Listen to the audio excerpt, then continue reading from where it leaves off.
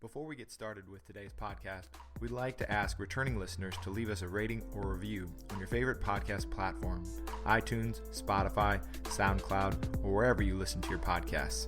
And if you really enjoy it, share a link to this podcast with friends or family who would enjoy hearing our weekly discussions about basketball and basketball culture. Now, on to the show. Jim, isn't it amazing when Michigan can keep this game to a 19-foot 9-inch game inside that three-point line? It's all theirs.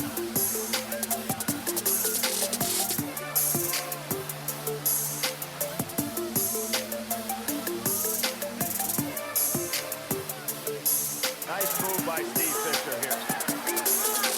Turn it into the 19-9. Welcome to the 19-9 podcast.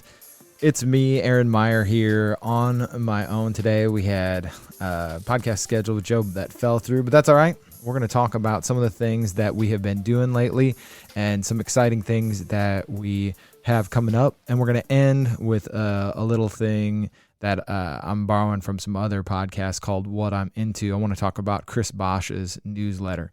Let's start with some of the things that we've had that have come out. Now's a great time to catch up if you haven't already. I've been really loving the Tales from the Bench series that we've had. We've had a couple of those out now. You can catch up with Jason Andreas. We talked about the 1987 Syracuse team as well. So either of those are great to check out. We had Jason back to talk AAU basketball. One of my favorite things to talk about during the summer is playground basketball, and he has a unique take on another side of summer hoops, which is AAU, and he got to see it from every level and every perspective, kind of at the beginning of where it is today. So he started out with just a local all the way up to Team Reebok, traveling internationally, and it's just fascinating to hear his perspective on that and how entrenched that experience has become for players of today. We also talked about with Jared Truby about the Olympics, and I feel like we settled the GOAT debate using the Olympics as our lens for that. I'd be interested to hear what other people think, but I really feel after watching those two high-level Olympic teams that Jordan, again, comes out on top. But the best part about it is just being able to debate that. He's got an interesting take on Dwayne Wade, too, so I'm curious, as I've been talking to people, what other people think of Dwayne Wade and where he ranks in the greatest of all time. You know, being recently retired might not have as much big a following behind him right now, but maybe that's building as well. We've also got a bunch of exciting stuff coming up, so I'm excited to talk some more summer hoops. I've got a friend that I reached out to who's going to come on, talk summer hoops experience and about South Bend basketball and about Skylar Diggins to get in. If you haven't already checked her out or don't even know who she is, she's on another podcast called The Knuckleheads with Darius Miles and Quentin Richardson. They're a couple of former NBA players, but she does a great job on there. We want to talk just about, again, summer basketball, playground basketball, get back into that for summer. He's got a great perspective on South Bend basketball, worked for the Pacers and went to IU as well. So I've got a lot of stories that he's gonna share. Good storyteller in general. We've also got a few more tales from the bench coming up: Butler, Virginia, UConn, and then a couple more on our class of. So one of my favorite ones that we did recently was the class of 1985, where we looked at the best high school players from that class and kind of projected out where they went to in college and just talked about how they fit into the history of college basketball and then later as professionals. So I think those are fun. Gives you that history of basketball that 19-9 is all about, connecting with that culture and just that understanding that gives you an idea of where basketball's come from and where it's going even. And we've got an exciting one next Wednesday. I'm going to interview, there's a book on NBA Jam. If you don't know what that is, it's a video game from the 90s. And if you haven't played it before, I highly encourage you. I am not a video game player, but I have read a book about this video game. And we're going to have the author on. He's really interesting guy. We're going to talk about his book and NBA Jam. So you'll want to check that one out. We've also got a 1990 redraft coming up, where we kind of take on some more looking at the NBA draft and some old drafts and just seeing what we would do if we redrafted those as we talk about the upcoming NBA draft, and an HVS Classic that Josh has got a get to me so we could all watch and break down together. Before we end today, a couple more things. I want to talk about something that I'm into. So Chris Bosch has started a newsletter called The Last Chip, and if you Google it, you'll find that. He went on the Zach Lowe podcast as well, talked about it. Pretty cool. You get some interesting content. He is a really excellent writer. The way he writes it, the vulnerability in that. He has this kind of first-person perspective on the playoffs and those two championships. Shows self-doubt, which I think is always interesting to see in athletes, because they seem, they project themselves often as so confident. One of the lines, he says, looking into my wife's eyes and seeing her clapping, she still believed. And then because she did, so did I. So needing that assurance from someone in the crowd, I think that's just an interesting perspective from him. I like it being called chips. He talks a little bit about Kobe, which again, I think Kobe's really winning me over. The more I hear other athletes talk about him, he talks about him hitting the gym at 4 a.m., having ice on his knees by the time they got to practice at the Olympics in the morning.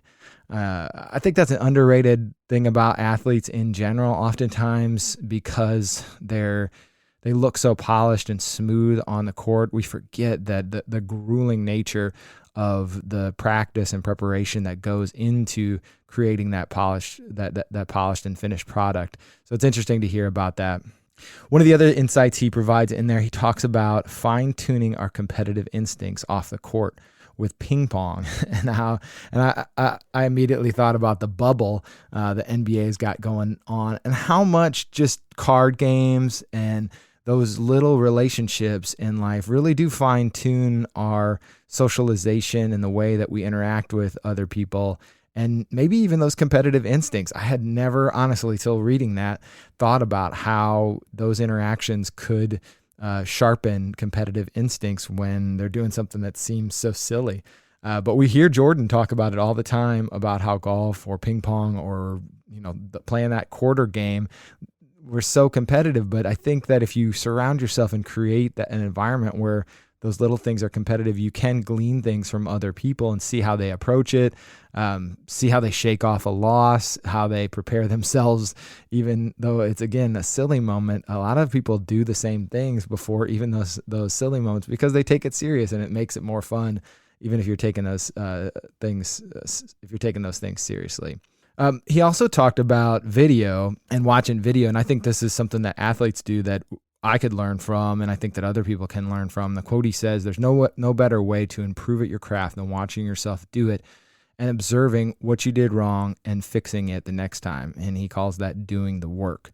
And I really do think that video has so much to offer education or any athlete in honing your craft. When you see it and are willing to open yourself up to feedback and be vulnerable and understand that it's all about improvement, you can really make a difference in your own trajectory as a professional.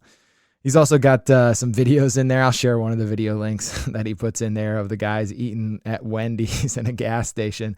I just love the behind the scenes, behind the curtain type things where you just see how these guys interact with one another, the enjoyment they have with one another, and then that they're just human eating Wendy's. And he talks about his love for fast food and how that gets him out of a funk when he has a loss or something like that.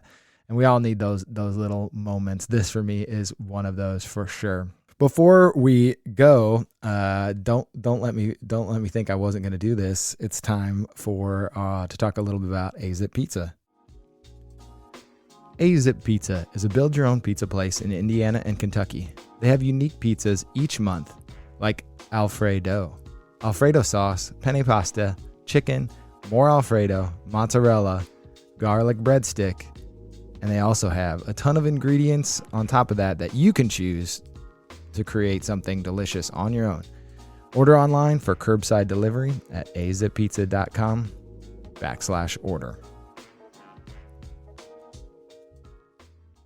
Thank you guys for listening. I know this was a little bit unusual, but we're going to be back with more content really soon. And like I said earlier, if you haven't already, check out some of the recent episodes. I think you're going to enjoy them, get some insights about basketball, and be on the lookout for the 99 releases coming out. They've had a ton of stuff that every time I see their social media, I'm getting excited about. So thank you again. Can't wait to talk with more people and bring you guys more content coming soon.